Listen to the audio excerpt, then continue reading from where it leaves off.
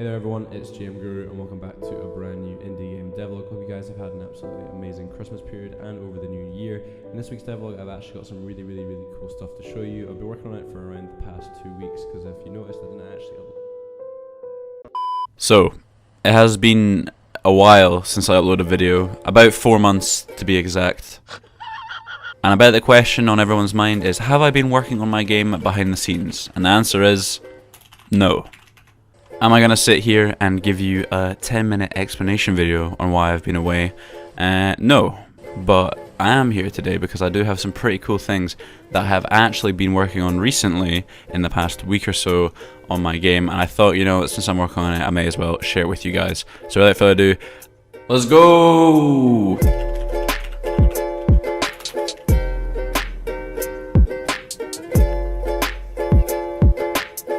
For those of you that are new to my channel, I'm Jack. I'm a small-time indie game developer using GameMaker Studio 2 to make my average ideas kind of come to life. Currently I'm working on a 2D platformer where the main objective is to... well, I don't really know what the main objective is yet, but there's slimes and guns, so it's pretty f***ing sick. One of the first things I did this week was actually play my game, and during this time I realised my game is definitely missing the sauce. It's missing audio, damage stats, more stats, and a side of f***ing stats. The thought of coming back to my game was depressing, but boy do I love depression, so let's do this.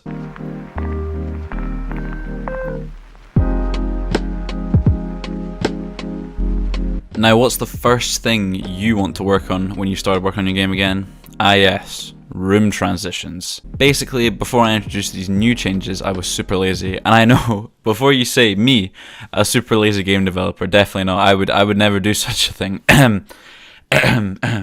Now to put it simply, when you go through the portal, it just deleted the player and used the one in the next room. I soon realised now that since I've been using GameMaker for 4 years, I knew this little box right here I could have clicked such a long time ago and the whole project would have been perfect. Why I didn't click this box earlier, I don't know. Maybe because I'm a f***ing but who knows. After doing this, I had to quickly slide in a little X and Y targeting from room to room, and would you look at that, we now have seamless transitions. I also quickly coded in a little bit of text showing the next zone that you're going to because I guess it's helpful? The next thing I took a swing at was player invulnerability.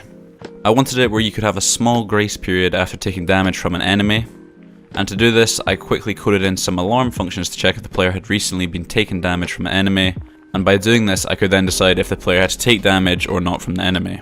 But if you're a pro player like me, you won't ever take damage, so this was pointless. Oh, Adding on to this, I made sure that the tracking for the loss of HP and shield in the game is working properly.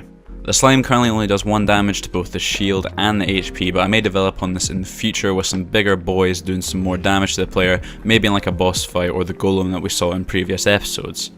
After doing this, I decided it's time to make the slimes extra spicy. Currently they just sit there staring at you, wondering what their life has actually come to. So I decided it's time to give these boys some life. To achieve this, I pretty much just yoinked the player collision code with the walls and smacked it straight into the step event of the slime. This also meant that I actually had to give the slime its own horizontal movement speed and its own gravity. A bit too much movement speed. Okay, that's better now. To make them more of an enemy than just a slime that's going to fall off the edge of the world to its death, I made it where if it actually meets a wall object, it then bounces off into the other direction. And I know, that is the most creative idea I've ever come up with. How did you think of this? There's definitely no way that I didn't steal it.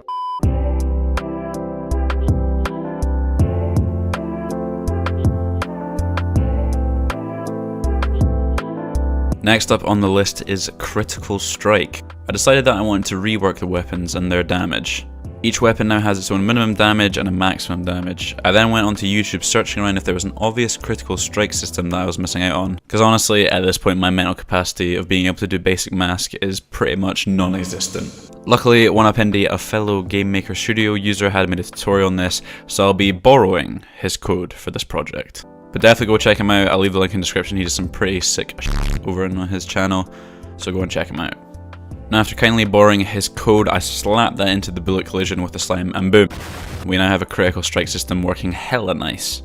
I also made use of the indicator system that I have in my game, and found some really nice RGB colours online, and would you look at that, pretty good if I do say so myself. Now you know what would make this better? HP bars. Now personally, since I'm indicating numbers when doing damage, I thought a better HP bar would actually be for me to just have numbers displaying above the enemy's head. I mean, it is 2020, you gotta be a little bit creative, right? Wrong. Nobody is creative in 2020, but I'm still gonna use numbers. So after some quick coding, we actually have a basic health display for the enemies. Now I know that's not much, but it will do for now. Now another thing that I quickly added in while doing this was a very, very small death animation for the slime, because death is good.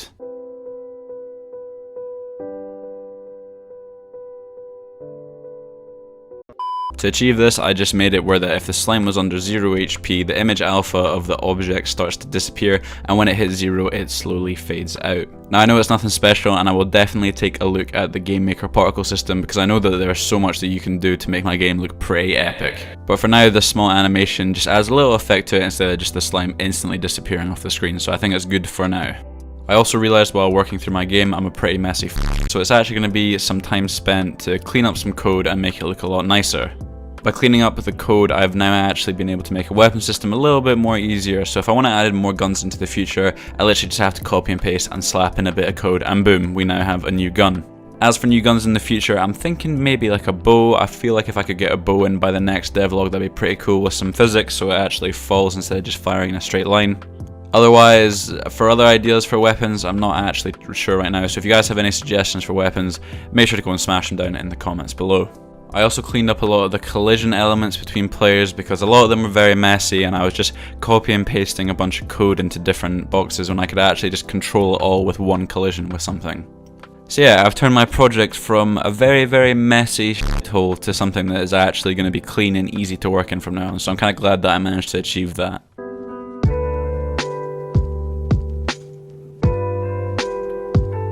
So now, after achieving all this in the past week, it was time to play my game. Now I'm gonna be honest, it is totally still a piece of shit, but it's a piece of shit that's actually starting to feel a bit fun. Finally, the game now has an enemy that actually moves and acts like an enemy in the world, and it has its own damage system for the player and itself. Now this damage system is going to be viable for most of the development of this project, as the way I've set it up, even a monkey could code. Yes, I'm looking at you. The game has finally gone from running around aimlessly, picking up weapons that don't actually do anything, to opening chests that scam you because the coins have no monetary value in the game, to something that gives you, yes, you the player, something to actually do now. And yes, shooting a slime is very entertaining. 10 out of 10 IGN would recommend. Now some juicy things I would like to add in the upcoming weeks is finally flesh out some background art for the game. Currently the blue skybox is pretty bad, so definitely time to spice this bad boy up a little bit and get Bob Ross in to show me the ways of the mountain.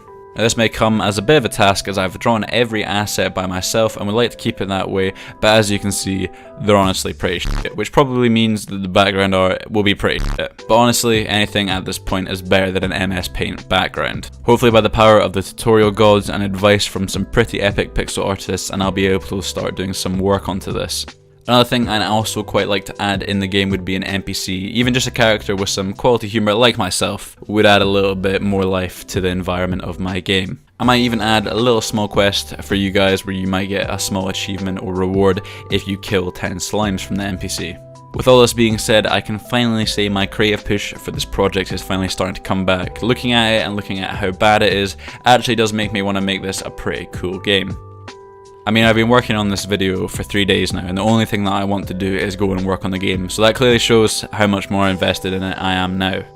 Now as for the next devlog, I'm not actually going to give you a direct time frame on when it will be out, as I want to spend some more time adding quality content to the game before I push out some half-ass devlog to you guys. And don't worry, I'm not planning on disappearing again for 5 months, or am I? With all that being said, I do want to give a huge thank you to everyone that has stuck by to me on Discord, YouTube and Twitter. It really means a lot seeing you guys' concern for me, whether I'm doing okay or if the game is doing okay or where I've been. It really does mean a lot. As always, if you are new to the channel, make sure to smash subscribe, because it will give you 7 years of good luck, and you get an extra 10 if you hit the like button and the post notification bell. And also guys, make sure to go to check out my Discord, my Twitter, and yeah, that's about it. So thank you so much for watching this video, and I'll see you in the next one. Bye bye.